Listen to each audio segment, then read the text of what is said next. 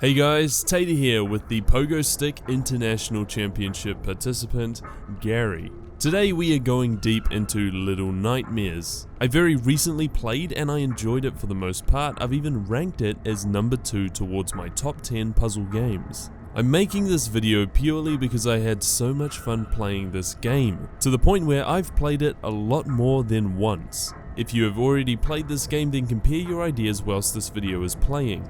And if you disagree or have any thoughts of your own, do leave a comment down below. If you haven't played, then be warned, spoilers are ahead.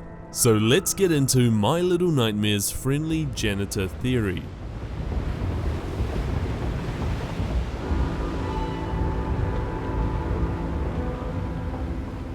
Firstly, we are going to take a look into the setting. I've had a few days to do some research into theories and I've come to a rather dull conclusion. It's all a dream. To those booing in the audience right now, please keep your knickers untied. All that being said, there is a great theory on why the events happen in the dream. I'm going to brush over it with a very heavy brush because I found it very interesting. The first is, who is this character? Well, by name, she is known as 6. Yes, just like the number. One theory is that the lady that appears in the end of the game is actually the mother of 6. Some other people believe that 6 takes the form of the lady after she absorbs her soul or power. This of course only being symbolic of either their relationship or an event that caused hatred between the two in real life. So things in reality are commonly represented with caricature features within her head. So the entire story represents the things she sees in the real world, obviously in the form of a nightmare. This got me thinking about what it can all mean. What is she seeing? Time for English studies to kick in. I have crafted my own theory based on what I could see whilst playing and a bit of help from Papa Google. Well, I've watched an interview with the two developers and based on their phrasing, I think they didn't actually intend the story or scenario to be taken literally. Again, this is a dream, but of a real-life scenario. As is, the game is actually about growing up. In fact, some of the most memorable nightmares growing up are about similar themes seen in Little Nightmares. But the dream itself must have a story within it. Now I'm going to do some analysis of character. Every being in the game is either friend or foe. The differences are easy to distinguish. Often the nicer creatures or people are the same size as you. This includes the other children, the gnomes, and even the rats. We see that most of the threats are giant with one exception, the leeches. But the leeches are not as threatening as the rest, so we can say that size matters here. One creature or entity or being that stands out from the rest, however, is the lady. There is a lot of mystery to her, but from a single portrait we are able to see that both her and 6 are somewhat acquainted. The popular assumption is that they are mother and daughter. The theories online are towards a beauty rivalry between the two. The mother is the lady, the daughter is 6, and the father is believed to be this guy. The only evidence we really have to suggest this is his figure, long and lanky, a common trend between all three if they are family members. In the stairwell of the final level there are many paintings on the wall. A few paintings are of 5 characters, only one of which is definite. The center character is the mother, almost perfect resemblance. The outer 4 have thought to be the other workers, like the 2 chefs and the janitor, plus one mystery character. This could be the father, but more likely the granny in the new DLC. I don't think it works to assume that these are the 4 characters. I think that they are just workers in the establishment. It is clear, however, that the lady is running the establishment. The term geisha or geisha is used to describe her. The term itself is of Japanese origin and is used by female entertainers acting as a hostess. Her common name literally means host. She is in charge here. Her description literally says, "With graceful restraint, the lady casts the hypnotic spell that keeps the engine running." Now it's one thing to cast a spell, but hypnotic is an adjective used to refer to the state of someone's mind. A hypnotic spell therefore must be cast upon a sentient being. Restraint is basically self-control, so graceful self-control. Seems like an awfully selfish sentence. So I believe that the official description is a metaphor for herself. She is the engine. She is why this place exists. Her casting spells as seen in gameplay is actually giving her true identity. The dress code of the lady is from Japanese culture, so I did some digging into Japanese mythology to see if there was anything that she could be based off. I found a story called Yuki Onna. Apologies for bad pronunciation. In English it roughly translates to Snow Woman. The story has many versions, but they are all based off the same type of description. The Snow Woman was a ghost-like woman found in the snow. Duh. She is said to have white skin and long dark hair. She glides around rather than walking, she feeds on human essence, and her method of killing is to freeze her victims with her breath, then suck out their soul through their mouth. I'm pretty sure this is where the inspiration must have come from. Gary and Tater, research. So in the time of this game, the lady is stealing souls out of her victims, but why? Well, another tale comes to mind, and this time it's from Western stories involving witches. I think it is fair to say that somebody involved in magic and absorbing souls can be related to witches. In popular movies and storybooks and general history, witches often have goals of eating children. It's a method of absorbing youth and staying young. But she is absorbing the souls of adults, not children, in Little Nightmares. However, if we travel back to earlier moments of the game, we know that the meat served at the feast comes from children, as seen being loaded by the janitor and being received and processed by the two cooks. If you can link the chain reaction there. So the children are being fed to the guests, but do the guests know what they are eating? Well, yes they do. This is proven by their want to eat Six as she runs through the dining area. Why are they wanting to eat children? Well, obviously for the same reasoning that the witches believed in feasting of children, to absorb their youth. In many parts of the world, cannibalism rituals have meaning. It was believed that the natives to Hawaii sent Captain James Cook's individual body parts to many chiefs, in the belief, of course, that the consumption would grant the experience or potential of that body part. Basically, if you ate the eyes, you would see what he saw. If you ate his brain, you would be absorbing knowledge. In Little Nightmares, the lady cares too much about her appearance, symbolic from the shattered mirrors. So eating would give the same effect as it does to the guests. It would fatten her up. Instead, she absorbs the freshly fed adults in the same manner we see in the final moments. She's eating without physically eating. The method of eating the souls of children keeps her young, but the method of absorbing the souls from the adults keeps her thin. We know this because of the guest description. They feed without taste, without need, without end. Then they leave, one way or another. We know that they don't actually leave the moor once entering. This is hinted by the moor description. For none of those that enter have ever returned to tell the tale. This means that they arrive, they eat, but they stay. The moor is a submergible vehicle that brings in guests. The full description is interesting. It states that once a year it arrives, always at the same time, but never the same place. We are not given much to work with here, but we do know that the entire process takes place once a year. From the moor description, the guests are described as monstrous, sweating, hungry guests.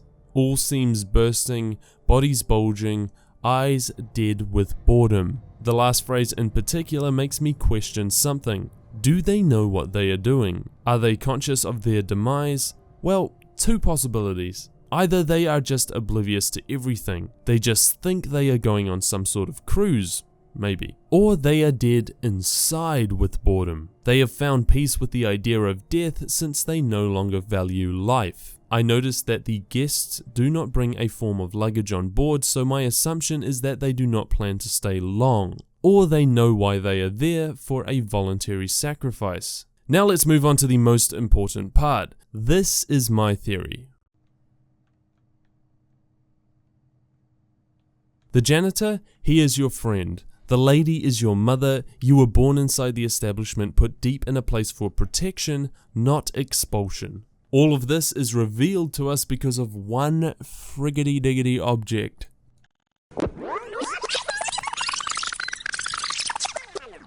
This briefcase. So at the very start we are given a hint at Six's dream, which is clearly the lady.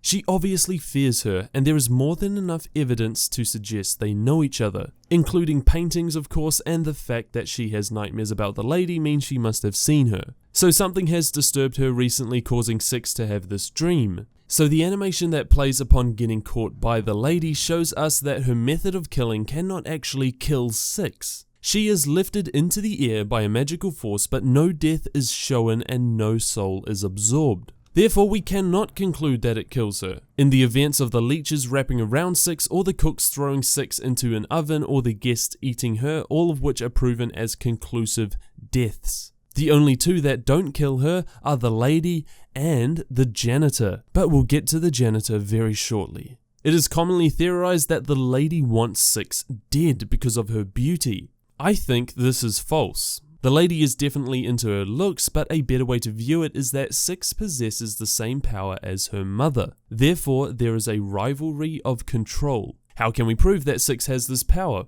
Well, it all comes down to her eating pattern. For those unfamiliar, she has the urge to eat often, but she eats in this pattern throughout the game.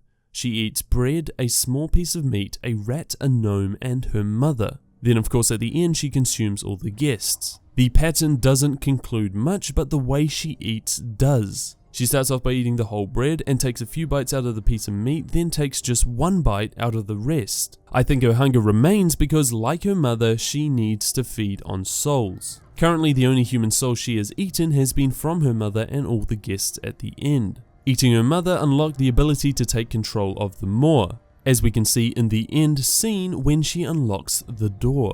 So her mother finds all of this information out, but she cannot kill her herself, so tells the janitor to do it. Having a rank like the janitor, she assumes that he can dispose of a child, as he is seen to do so many times. However, through the janitor's description, he is actually just creepy, not necessarily able to be convicted of any violent acts. Now as the janitor, he is a tall tale hiding in the shadows, stalking the silence, a monster alone. Short description, yes, but it sums up how he is looking for solitude and stalking silence. Sounds to me like you and Hagrid would get along very well. Also, when he catches you, it appears that he actually caresses you rather than puts you in any physical danger. My theory is that he didn't listen to the lady. He didn't kill Six. He doesn't kill children. In the gameplay footage of him wrapping up the children and placing them on the hooks, he is never seen to actually kill them, but they appear dead as he grabs them. They are covered with black charcoal or possibly the ink from the leeches. So he wraps up dead bodies and sends them to the kitchen, showing us no form of actual violent behavior. Therefore, I am willing to believe that the janitor would not do as the lady wanted, but seeing as he doesn't belong in the real world and finds comfort in the moor, he pretends to kill Six. You are probably questioning why the lady would ask the janitor and nobody else. This is where it gets interesting. I'm biased to the idea because you start the game closer to the janitor than any other employee. The janitor as a role is literally to clean up or dispose of rubbish, and finally the strangest evidence ever. The suitcase you start in. I searched everywhere in the game, playing levels multiple times to try and find a suitcase in the moor. I thought that Six would link with the suitcase owner. At first I thought it was one of the guests, but as the guests board the vessel they do not bring luggage on board. There is one here or there placed under beds or tables, but they are never clustered, except for one room. One place in the entire playable establishment. That is the TV room. The janitor has his own private area where he listens to the television. There is literally suitcases everywhere. We know that this is the janitor's room because of the hat found on the chair, exactly the same as his own. So he is the only employee with a large amount of disposable suitcases. He is the only one character able to get to your initial spawn through his movement being very unique. He can actually climb down. Yes, she could have been thrown down by another character, but the game actually gives us her maximum height for fall damage. And if we pan the camera upwards, the height is beyond a number that would kill her. So she has been placed there. She couldn't jump there. There are no other entrances other than the one you use to escape. And believe me when I say it's far too small to fit a suitcase through. If you take a look at the starting location, it has everything she needs for a few days of survival. She has a bucket of water, some canned food, a suspiciously clean barrel, a source of light, and a place to sleep. In regards to what is inside the barrel, you will notice if we head over to the kitchen, it's full of food. So 6 is deep down in the moor with all the necessities for living thanks to our friendly neighborhood janitor. Holy cow! It's almost perfect, except for one tiny detail. Why would the janitor choose 6? Out of all the children in the moor, why would 6 be something he cares about? Truth is, he doesn't. He just isn't a murderer. I know it is hard to accept this, but there is absolutely no evidence in the entire game where he injures or kills any of the children. The reason why he chases after 6 all the time is because to him, she is a child escaping. He is blind, remember, so he cannot tell the difference. Or maybe he can by smell. And if this is true, then he wouldn't want 6 to escape anyway because it reveals his disobedience towards the lady. This disobedience could end up in his eviction or worse, his death. Why doesn't he just keep her with the other children? Well, underneath the janitor's bedroom is a surveillance room full of cameras marking the entire establishment. No doubt that the leader of the establishment has access to this room. Therefore, the lady has access to the nursery and any locations within. The janitor was supposed to kill 6, so in order to stop the lady from finding out, 6 must be hidden. No more questions, that is it. A solid theory. I never thought I would be rooting for this guy. Thanks for watching, everyone. I don't usually upload these types of videos, but I loved Little Nightmares so much I thought I'd publicly demonstrate how impacting it was. If you are a game developer, and want to join some other game developers, head over to our Discord channel, link should be in the description below. If you have any thoughts or theories on Little Nightmares, leave a comment down below, otherwise give this game a go. It's 100% worth.